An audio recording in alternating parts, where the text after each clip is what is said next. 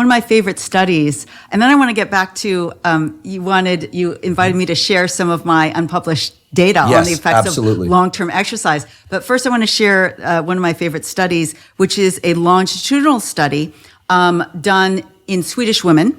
And this was published in 2018. One of the studies that I did publish in my lab showed that the immediate effects of exercise lasted up to 2 hours. And what they did was, back in the 1960s, they found Swedish women, 300 Swedish women in their 40s. And they characterized them as low fit, mid fit, high fit. Okay. And then 40 years later, they came back and found these women. They let them live their lives. And they asked what happened to these women as a function of whether they were low fit, mid fit, high fit in their 40s. They're now in their 80s.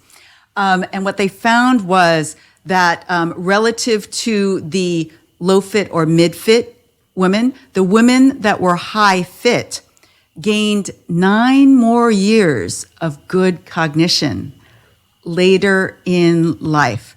Now, this is not a randomized controlled study. This is a correlational study. But does it agree with everything that we've been talking about today?